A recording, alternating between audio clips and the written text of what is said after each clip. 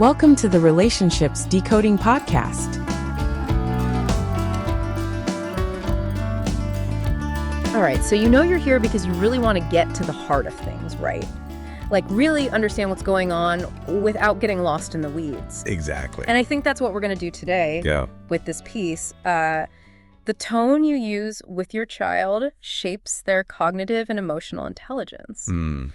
And what really stood out to me, when I first saw this was that it wasn't, some super high level theory or anything. It was really about like the everyday stuff, right? Totally. It's like how we talk to our kids like every day.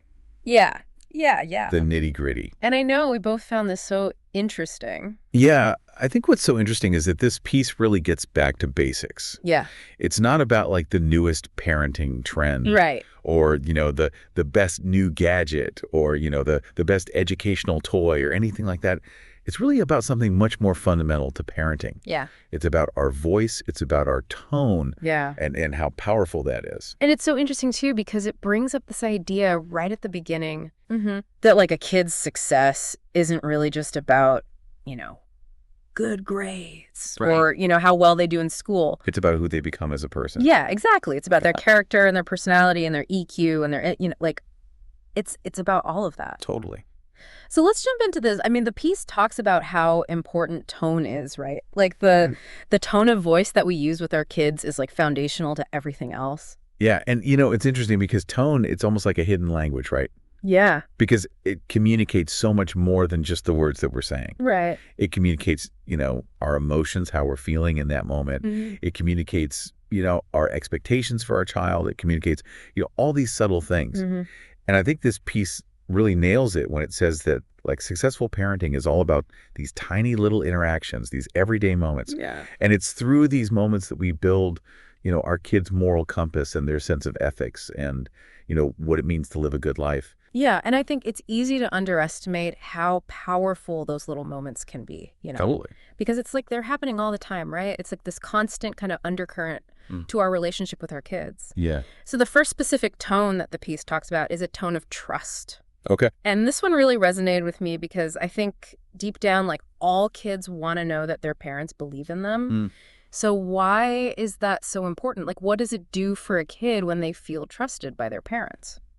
Well, if you look at, research on child development, it turns out that feeling trusted by your parents is like the basis for, secure attachment. Okay. And secure attachment isn't just about, feeling good.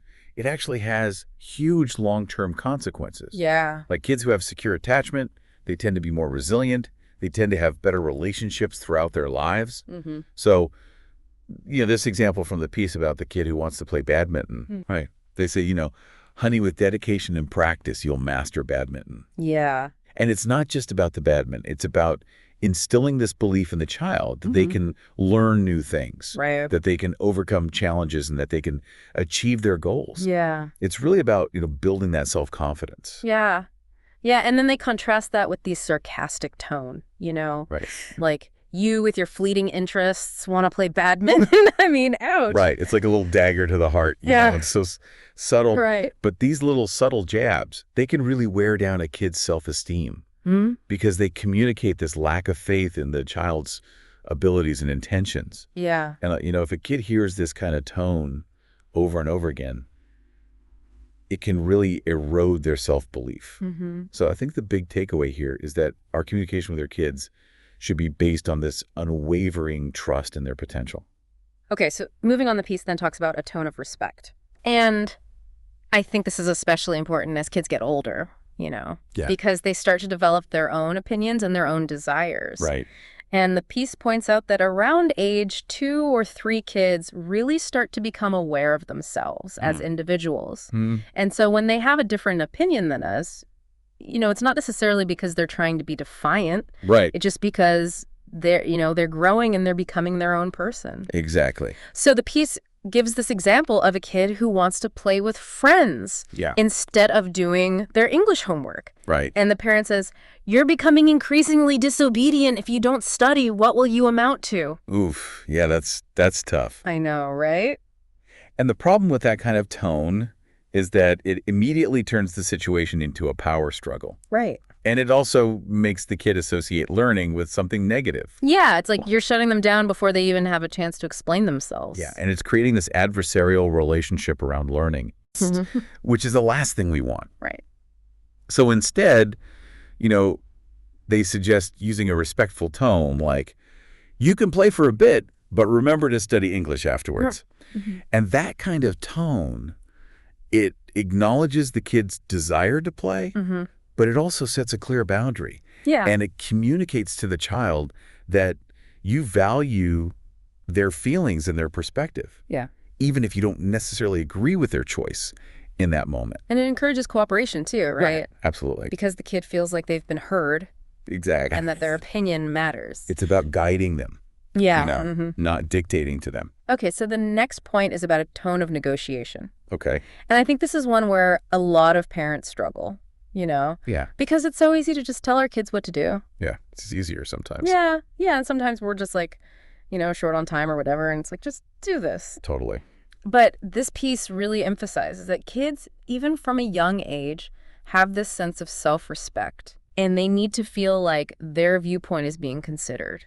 So they give this example of tidying up toys. Right. And the parent says, clean up your toys now. Yeah. Which, gets the job done. It does. But the piece points out that it can also breed resentment because it's so one-sided. Yeah, it's like the kid's feelings about the task don't matter. Right. It's just like, do this because I said so. Yeah, exactly. And they contrast that with a negotiatory tone. Right. Like, sweetheart, toys scattered around aren't ideal. Would you help me tidy them up?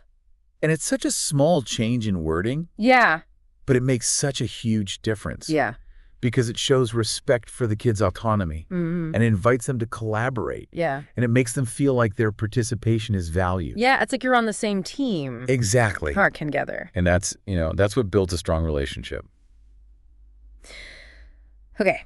So moving on to a tone of praise. And I think this is a really important one because it's not just about praising the outcome. Right. It's also about praising the effort and the enthusiasm. Yes. Oh. This is so key. Right. Because it's about nurturing that intrinsic motivation and building genuine confidence. Yeah. So, they use this example of a child who shows their parent a drawing and the parent says, it's okay, practice more. Oh, yeah. I've definitely said that before. I think we all have. Yeah. And, we might think we're being helpful. Yeah. But actually that kind of feedback, it can be really deflating. Yeah, it can be like a total buzzkill. Right, because it focuses on what the kid did wrong instead of acknowledging their effort and their creativity. Yeah, it's like you're just like, just keep trying. Yeah, keep trying until it's good enough. Yeah. And that's not really motivating. Right. And there's actually a lot of research on this. Yeah. And it turns out that what's called process-based praise is much more effective. And that's where you focus on, the kid's effort, their strategies, their persistence. And that kind of praise, it helps kids develop a growth mindset. Okay. Which means they believe that they can improve their abilities through hard work and practice. Yeah. And it also helps them develop a genuine love of learning. Okay. Which is, what we all want for our kids. So instead of saying, it's okay, practice more, right, you could say something like, this is fantastic, keep practicing, and you'll get even better. Yeah, exactly. And that kind of praise, it validates the child's enthusiasm. It validates their effort. Yeah. And it makes them want to keep going. Yeah, it's like you're fueling their fire. Exactly. Okay, so the last specific tone that the piece talks about is a tone of encouragement. Oh, okay. And this one is so important because, let's face it, kids are going to make mistakes. Yeah, they're going to make a lot of mistakes. And it's our job to help them learn from those mistakes. Exactly. Without crushing their spirit. Right. So the piece gives this example of a kid who breaks a plate. Yeah. And the parent says, you can't even hold a plate, how clumsy. Ouch. Yeah. And that kind of response, it doesn't teach the kid anything. Right. It just makes them feel bad. Yeah. And it makes them afraid to try new things. Yeah. It's like you're punishing them for learning. Exactly. So instead, they suggest using an encouraging tone like, it's okay, accidents happen next time. Maybe test the plate's temperature before carrying it. And that kind of response, it acknowledges the mistake. Yeah. But it doesn't make the kid feel like a failure. Right.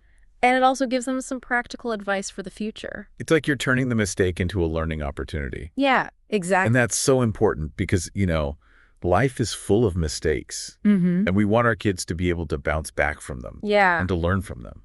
So we've talked about these 5 key tones: trust, respect, negotiation, praise, and encouragement. Right. But what's the big picture here? Like, Yeah. what's the ultimate message that this piece is trying to convey? Well, if we zoom out and look at the long-term implications, Yeah. I think it's really about creating a nurturing environment for our kids. Mm-hmm.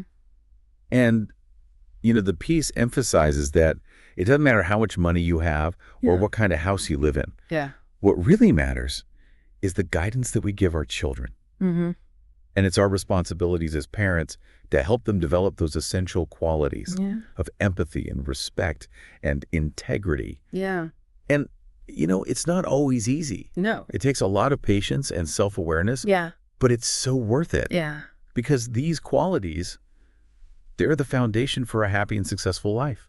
And it's so interesting, too, because it really highlights how our words, Yeah. and maybe even more importantly, the way we say them, have Right. a huge impact on our kids. Yeah. That goes way beyond, just their grades in school. Totally. It's about shaping who they become as people. Yeah. And, the piece says it so beautifully. Parental responsibility and wisdom outweigh material possessions. And I think that's such a powerful message. Yeah. It's not about giving our kids everything they want. Yeah. It's about guiding them with intention Right. and understanding and love. Yeah. And that's what creates a truly fulfilling life. This has been such a fascinating deep dive. Yeah, it really makes you think. It does. It's amazing to think that something as simple as our tone of voice Yeah. can have such a profound impact on our kids. Right. Like, it's such a small thing, It is. but it makes such a big difference. Yeah. And what's really cool is that we can actually do something about it. Right. Like, we can make these small changes in our communication. Mm-hmm. And those changes can have a ripple effect Yeah. throughout our kids' lives. So here's a thought for you. Okay. As you go about your day today. Yeah. Think about just 1 or 2 small tweaks you could make in your tone of voice. Okay. When you're talking to your child, Mm-hmm. how could you maybe convey a little bit more trust Yeah. or respect or encouragement, Mm-hmm. even just a little bit? I think you'll be surprised by the difference it makes. And it's an ongoing process. It is. This whole idea of mindful communication. Yeah. But it's so rewarding, Yeah, it really is. both for us and for our kids. Absolutely. Thanks for diving deep with us. It's been a pleasure. All right, we'll see you next time. See you later. Bye. Thanks for listening. Don't forget to subscribe, and see you next time.